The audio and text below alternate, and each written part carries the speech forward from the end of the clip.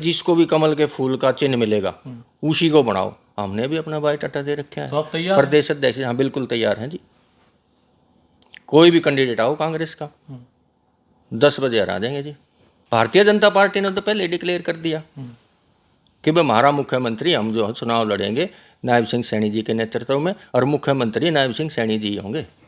कांग्रेस वाले से पूछो ना कौन होगा मुख्यमंत्री। हमारे सोनीपत के साथ तो हुड्डा साहब ने सौतेला व्यवहार किया, तभी तो 1,65,000 से हारे थे। उन्होंने आकाश बेच दिया, पाताल बेच दिया, जमीन बेच दी, तीनों लोग बेच दिए थे। तभी तो पब्लिक ने नाराज होकर भारतीय जनता पार्टी को लेके आए थे। अब तीसरी बार सेंटर में नहीं देख रहे आप। आप देख रहे हैं हरियाणा स्पेस, मैं अनिल खत्री। इस समय राई हल्के में हम मौजूद हैं और हमारे साथ जेपी रेवली जो कि भारतीय जनता पार्टी में शामिल हो चुके हैं और इससे पहले बहुत लंबे समय तक इन लोगों में अनेक पदों पर रहे। तो इन्हीं से जानते हैं आज की खास चर्चा में। सबसे पहले बहुत बहुत स्वागत है सर। बहुत बहुत धन्यवाद, और आपका हरियाणा स्पेस का और अनिल खत्री जी का और आपके सभी दर्शकों को मैं राम राम करता हूं, आपका धन्यवाद करता हूं। बहुत लंबे समय तक आप इनेलो में रहे सर जी। और अब जैसे आप बीजेपी में शामिल हुए हैं, क्या कारण रहे सर ऐसे? कारण तो ये रहे कि हमारी पार्टी में भीतरघात होके और पार्टी हमारी दो फाड़ हो गई। सबसे बड़ी बात ये रही। और 2019 में भी मैं भारतीय जनता पार्टी में आ गया था। मोहनलाल बड़ोली जी मेरे मित्र हैं, हमारे प्रदेश अध्यक्ष जी। तो 2019 के इलेक्शन में इंद्रजीत दहिया जी को इन्होंने जो टिकट दी थी हमारी पार्टी ने, इंडियन नेशनल लोकदल ने, तो उसमें फिर मैं नाराज़ होकर मैंने पार्टी छोड़ दी थी। तो 2019 के बाद मैंने 2019 के इलेक्शन में माननीय श्री राजनाथ जी ने मेरे को पार्टी ज्वाइन कराई थी, भारतीय जनता पार्टी। तो मैंने मोहनलाल बड़ोली जी का पूरा सहयोग किया था और हमारे सहयोग से, भगवान के आशीर्वाद से, वो 2019 में राय विधानसभा से इलेक्शन जीतते थे। तो उसके बाद फिर हम पार्टी में रहे, काम किया। फिर मैं 1 साल पहले ही अभय भाई साहब से मेरी बात हुई थी। अभय भाई साहब जी ने मेरे को इलेक्शन लड़ाने के लिए हल्का राय से मेरे को पार्टी में दोबारा से बुलाया था।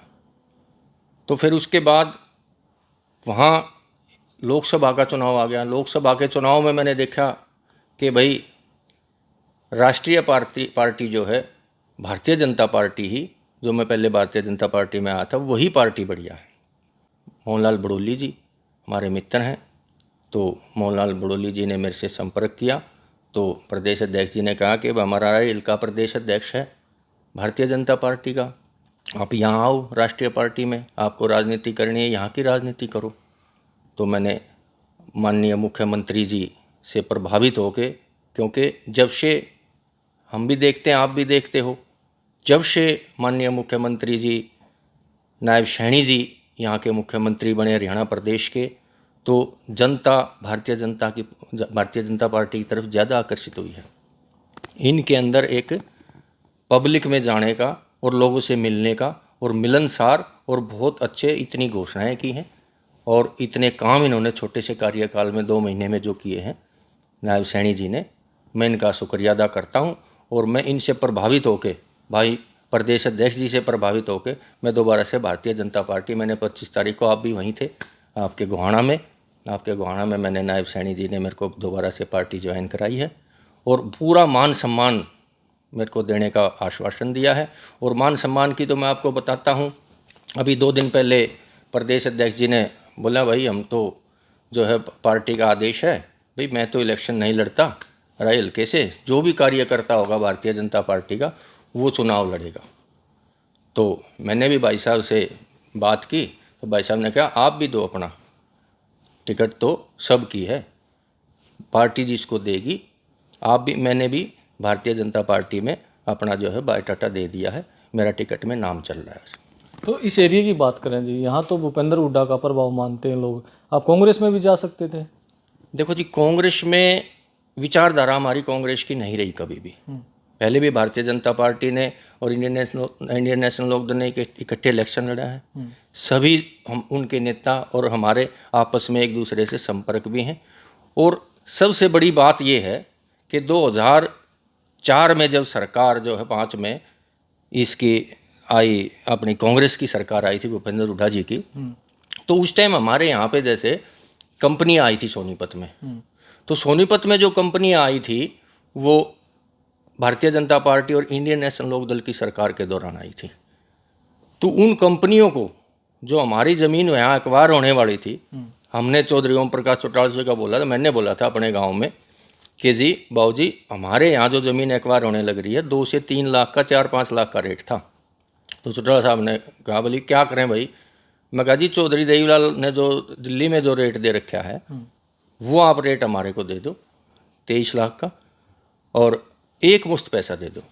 तो उन्होंने कहा भाई ठीक है, ये आपकी जो ज़मीन हम एक्वायर ही नहीं करते इसके, तुम इसको अच्छे रेट पे, उस दिल्ली वाले रेट से भी ज़्यादा रेट में बेचना। तो 2 महीने बाद कंपनियाँ आ गई, हमारी 25 लाख से ज़मीन बिकनी शुरू हुई थी, करोड़ 1.25 करोड़ तक चली गई। उसके बाद भूपेंद्र हुड्डा जी की सरकार आ गई। हुड्डा साहब ने सारी कंपनियों को रोहतक में ले जाने का काम किया। 2004 में हमारे प्रधानमंत्री जी थे अटल बिहारी वाजपेयी जी, और चौधरी ओम प्रकाश चौटाला जी यहाँ सीएम थे। आधारशिला रखी थी केएमपी की आधारशिला रखी थी यहाँ विश्वा मिल पे, आपको भी पता होगा। तो आधारशिला रखने के बाद फिर कांग्रेस की सरकार आ गई। कांग्रेस की सरकार आने के बाद 10 साल तक केएमपी को बनने नहीं दिया। फिर से जब बीजेपी सरकार आई तब केएमपी को बनाया था। तो उसके बाद भी फिर 2 बार यहाँ से कांग्रेस के विधायक रहे जब हुड्डा की सरकार रही। और बताता हूँ, मेट्रो भी हमारी यहाँ आने वाली थी, मेट्रो भी कुंडली आनी थी, मेट्रो को भी भादरगढ़ में लेके गए। हमारे सोनीपत के साथ तो हुड्डा साहब ने सौतेला व्यवहार किया, तभी तो 1,65,000 से आ रहे थे। तो वरना क्यों हारते? राय से तो जीते ना 2 बार उनकी सरकार में, लोग नाराज थे। तो फिर कांग्रेस के विधायक कैसे बने यहाँ से? कांग्रेस के विधायक बने भाई, उस टाइम लोग जो है हमारी पार्टी से या बीजेपी से या जो भी था सिस्टम था, उसमें लोग थोड़े नाराज थे।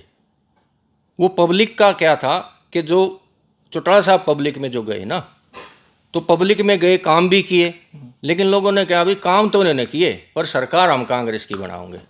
तो उस टाइम लोगों का मन था। फिर 10 साल देख लिया लोगों ने। तो अब भी आपके जो नेता कह रहे हैं तीसरी बार सरकार बनाएंगे प्रदेश में, पूर्ण बहुमत की बनाएंगे, और आप भी कह रहे हैं कि बहुत अच्छे काम हो रहे हैं। बिल्कुल बनाएंगे। लेकिन भूपेंद्र सिंह हुड्डा कांग्रेस की बात करें, वो तो कह रहे हैं कि बेड़ा गर्क कर दिया बीजेपी ने हरियाणा का। देखिए, बेड़ा गर्क तो ये अपना बताएं, इन्होंने कितना बेड़ा गर्क किया था। यदि ये बेड़ा गर्क नहीं करते, काम करते, तो भारतीय जनता पार्टी क्यों आती? कितनी सीटें थी 2004 में भारतीय जनता पार्टी की? चलो इंडियन नेशनल लोकदल तो पारिवारिक मतभेद था, उसमें बिखर गई, लेकिन भारतीय जनता पार्टी आने का तो यही कारण था कि कांग्रेस ने काम ही नहीं किए। यदि कांग्रेस काम करती, भारतीय जनता पार्टी की कितनी थी? 10 सीटें थी। वो तो कह रहे हैं कि नंबर 1 हरियाणा था जब 2014 में सरकार गई। कहाँ था नंबर 1? रोजगार के इतने अवसर थे, आज बेरोजगारी इतनी ज्यादा, भ्रष्टाचार इतना ज्यादा। भाई साहब, पर्चे और खर्ची चलती थी, पैसे से नौकरियां देते थे। भारतीय जनता पार्टी में कोई भी पैसे का लेन देन कहीं भी कोई साबित नहीं कर सकता। चौटाला साहब पे भी उन्होंने आरोप लगाए थे, वो भी जेल में डाले थे। वहाँ भी कोर्ट ने भी, माननीय कोर्ट ने भी ये बोला था कि भाई एक भी पैसे का लेन देन नहीं हो रहा। तो ये तो लूटने वाली सरकार है। सेंटर से लेके इन्होंने आकाश बेच दिया, पाताल बेच दिया, जमीन बेच दी, तीनों लोग बेच दिए थे। तभी तो पब्लिक ने नाराज होकर भारतीय जनता पार्टी को लेके आए थे। अब तीसरी बार सेंटर में नहीं देख रहे आप, तो अभी लोकसभा तीसरी बार फिर नहीं आगे जी। तीसरी बार हरियाणा में तो 5 सीटें कांग्रेस लेगी ना। अगर लोग नाराज होते, पिछली बार तो 0 पे थे वो। देखो, हरियाणा में 5 सीटें कांग्रेस लेगी, इंडिया गठबंधन की वजह से एक लोगों के बीच में ये हो गया कि भी इंडिया गठबंधन है, पता नहीं क्या करेगा। अब इनकी पोल खुल गई इंडिया गठबंधन की, और केजरीवाल जी का पता कहाँ है। तो इनका कुछ नहीं है, ये अपना दांव बिठाना चाह रहे थे, इनका दांव बैठा नहीं। और विधानसभा में बिल्कुल साफ है भाई साहब। वो तो कह रहे बीजेपी ने साफ कर देंगे, आप तो लोकसभा में कर दिया, विधानसभा में साफ कर। बिल्कुल भी नहीं। जो लोग बहकावे में इनके में आ गए थे, जो उन्होंने वो दिखाया था ना अपना संविधान, ये वो, तो उन बातों से लोग पहचान गए भाई ये तो जुमलेबाज हैं। इन्होंने झूठ बोल के ये 5 सीट लेने का काम कर दिया, नहीं तो इनकी अब विधानसभा में देखना 20 सीट भी नहीं आएंगी। हरियाणा मांगे हिसाब यात्रा निकाल रहे थे दीपेंद्र हुड्डा, बहुत भीड़ उमड़ रही थी, क्या उसका क्या मानते आप महीना? हिसाब दे दो, ये अपना 10 साल का हिसाब आ तो गया।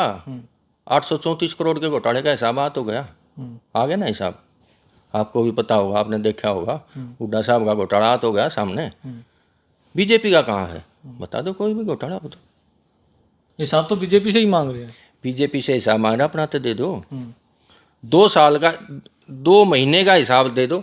जो नायब सिंह सैनी जी आए हैं ना, मुख्यमंत्री जब से बने हैं, इनका 2 महीने का कार्यकाल और इसका भूपेंद्र हुड्डा का 10 साल का कार्यकाल, देख लो कितना अंतर है। वही हिसाब बराबर हो जाएगा।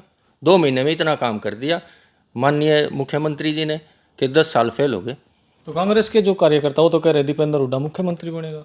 देखो जी, वो तो ये कह रहे हैं, शैलजा जी कह रही है मैं बनूंगी, शैलजा जी के कार्यकर्ता कह रहे हैं, कार्यकर्ता हैं कहाँ, सुरजेवाड़े जी के कह रहे हैं कि हमारा सुरजेवाड़ा बनेगा, शैलजा के कह रहे हैं शैलजा बनेगी, और इधर कह रहे हैं भाई भूपेंद्र हुड्डा बनेगा, कोई कह रहा है दीपेंद्र हुड्डा बनेगा। आपस में ये सलाह तो कर लें, आपस में मिल बैठ के सलाह तो कर लें कौन बनेगा। भारतीय जनता पार्टी ने तो पहले डिक्लेयर कर दिया कि भाई हमारा मुख्यमंत्री, हम जो चुनाव लड़ेंगे नायब सिंह सैनी जी के नेतृत्व में, और मुख्यमंत्री नायब सिंह सैनी जी होंगे। कांग्रेस वाले से पूछो ना कौन होगा मुख्यमंत्री, इनका बता दो। कार्यकर्ता कहते हैं, पार्टी कहाँ कहती है खत्री जी। तो लोकसभा चुनाव में जी, लोकसभा चुनाव में बीजेपी के पास जो है बूथों पर एजेंट भी दिखाई नहीं दिया। आप कह रहे हैं कि सरकार बनाएंगे। देखो जी, बूथों पे एजेंट ना होते तो वोट कैसे डलती। ये तो कहने की बातें हैं। प्रचार प्रसार इन्होंने, इनका यही है कि खिलाफ प्रचार करना है, करना कुछ नहीं है। तो राय हल्के में क्या मानते हैं सर?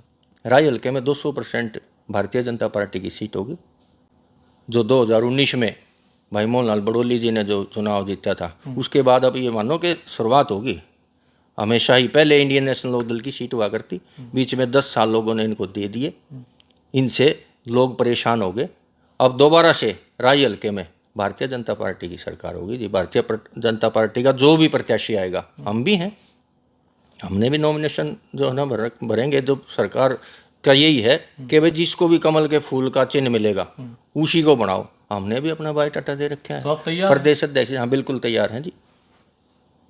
कोई भी कैंडिडेट आओ कांग्रेस का, 10 बजे हरा देंगे जी। बहुत ज़्यादा कॉन्फिडेंस नहीं है? कॉन्फिडेंस में 30 साल से इस हल्के में जो है ना काम कर रहा हूँ जी, दिन रात। पब्लिक में जो है ना हमने भाईचारा बना के रखा है, हमने लूट नहीं बचाई, समाज की सेवा की है, लोगों की सेवा की है हमने। तो लोगों का फैसला है, लोगों ने ही जिताना है। तो जनता पे हमारे को विश्वास है, लोगों पे विश्वास है, भाईचारे पे विश्वास है, जनता ही बनाएगी।